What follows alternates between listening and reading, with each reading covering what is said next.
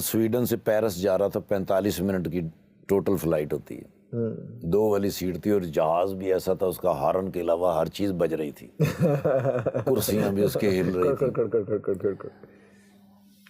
میرے ساتھ ایک بندہ بیٹھا ہوا تھا، اس نے مجھے پوچھا آر یو مسلم؟ میں کہا الحمدللہ، کہنا آئی ایم کرسچن۔ اس نے ایک سوال کیا، میں نے کہا یار سوری، میں پتہ کیا 45 منٹ میں اتنی لمبی نہیں بات ہو سکتی۔ مجھے کہنے لگا اچھا، میں نے کہا ایک سوال آپ کر لو، ایک میں کر لیتا ہوں۔ مجھے کہنے لگا your turn is first. Okay. میں نے کہا حضرت مریم علیہ السلام، حضرت مریم پاک بی بی، تیرا اور میرا اس کے ساتھ کیا رشتہ ہے؟ کہنے لگا ہم دونوں اس کے بیٹے ہیں، وہ ہماری ماں ہے۔ میں نے کہا ہم دونوں بھائی ہوئے؟ کہنے لگا یس۔ اور میں نے کہا جو میری اور تیری پاک ماں مریم کے اوپر الزام لگاتا ہے وہ دوست ہے، اور جو تیری اور میری پاک ماں کی پاکیزگی کی قسمیں کھاتا ہے، گواہی دیتا ہے، وہ دشمن ہے۔ دونوں خاموش ہو گئے۔ میں کہا اٹس یور ٹرن ناؤ۔ تو کی بچے ہونا دے کل کہنا۔ میں نے کہا give me your telephone number, I will call you later۔ 3 دن کے بعد میں پاکستان آیا، مجھے اس نے کال کی، اس نے کہا you reach in Pakistan۔ میں کہا الحمدللہ۔ 11 دن کے بعد میں مکہ مکرمہ میں کھڑا، بیت اللہ کے سامنے تو مجھے اس کی کال آ گئی، کہنا mister Iftikhar this is Daniel, where are you؟ میں کہا I'm in front of بیت اللہ، you know بیت اللہ؟ کہنا I don't know۔ میں نے اس کو بتایا کہ بیت اللہ کیا ہے۔ میں نے کہا یہ وہ جگہ ہے جہاں پر ہر وہ دعا قبول ہو جاتی ہے جس کو نیت اور شوق سے مانگا جائے۔ اللہ اکبر۔ تو کہنے لگا کیا دعا مانگی؟ میں کہا یہ کہ میں اور میرا بھائی دونوں بھی کبھی یہاں کھڑے ہوں۔ او تہاڈی خیر، فساد تبران۔ اس کا فون کٹ ہو گیا۔ اللہ۔ اس کا میسج آیا کہ می مسٹر نذیر نمبر۔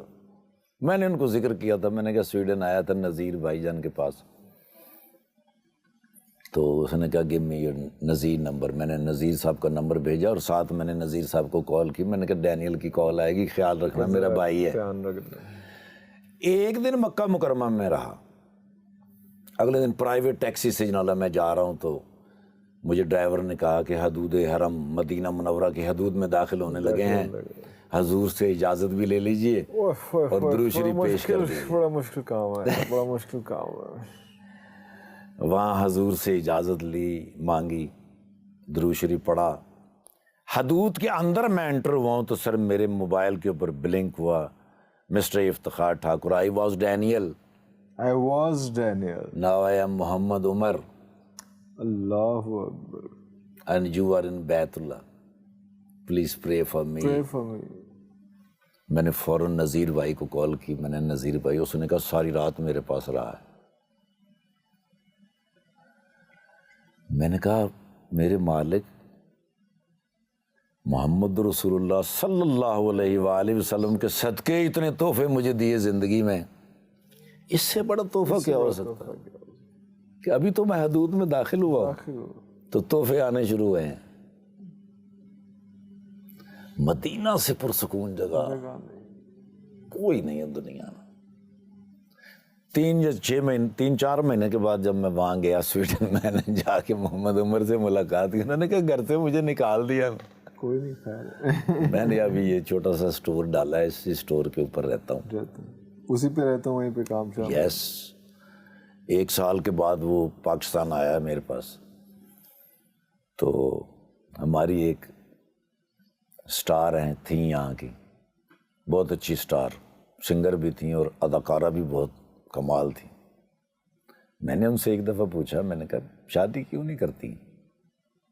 انہوں نے کہا میری ماں ہے، ماں کا خیال کون رکھے گا؟ میں کہا ماں جب دنیا سے چلی جائے گی، جانا تو ہے ہی، تمہارا خیال کون رکھے گا؟ ان سے میری ملاقات ہوئی تو انہوں نے کہا امی بہت بیمار ہیں۔ میں نے کہا امی تو بیمار ہیں ہی ہیں، میں نے جو بات کی تھی اس کے بارے میں کیا سوچا؟ انہوں نے کہا دیکھیں بڑا مشکل ہوتا ہے کسی شوبز کی لڑکی کا کسی کے ساتھ نکاح کر لینا اور اس کے بعد تانے سہنا ساری زندگی. میں نے کہا پھر بتاؤ کیا کرنا ہے, ہونا تو یہ چاہیے. اس نے کہا ٹھاکر بھائی آپ مجھ سے جتنا پیار کرتے ہیں, جتنا میرا احترام کرتے ہیں, جتنی میری ماں کا احترام